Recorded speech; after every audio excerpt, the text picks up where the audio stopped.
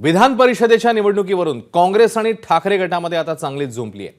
ठाकरे गटाने जाहीर केलेले विधान परिषदेतले चारही उमेदवार आमच्याशी चर्चा न करता जाहीर केले असा आरोप पटोलेंनी केलाय। नाशिक शिक्षक आणि कोकण पदवीधरचे उमेदवार मागे घ्या असा निरोपही त्यांनी ठाकरेंकडे पाठवलाय। तर यावर उत्तर देताना आदित्य ठाकरेंनी पटोलेंची खिल्ली उडवली आहे। पटोलेंना आमचे प्रवक्तेच उत्तर देतील असं आदित्य ठाकरे म्हणतात। पण उद्धव ठाकरेंनी माझ्याशी संपर्क साधला असून उद्यापर्यंत यावर तोडगा निघेल असं मग पटोले म्हणाले।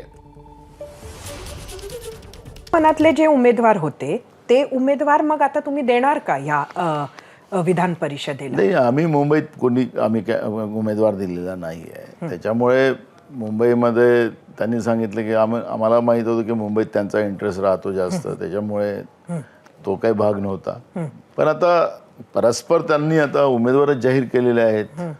आम्ही सगळेजण महाविकास आघाडी म्हणूनच लढलं पाहिजे अशी भूमिका काँग्रेस पक्षाची आहे। नाना पटोलेंनी एक आरोप केलेला आहे की विधान परिषद निवडणुकीमध्ये चारही उमेदवार शिवसेनेनं आहे। नाही, मला वाटतं त्यांना आमचे प्रवक्ते उत्तर देतील। नाना पटोलेंनी एक आरोप केलेला आहे की विधान परिषद निवडणुकीमध्ये चारही उमेदवार शिवसेनेनं आहे। नाही, मला वाटतं त्यांना आमचे प्रवक्ते उत्तर देतील। उद्धव ठाकरेंना निरोप पाठवला होता, काही निरोप आला का त्यावरती?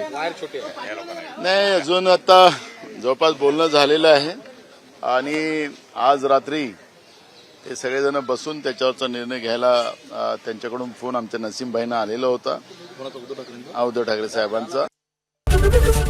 एबीपी माझा, उघडा डोळे बघा नीट।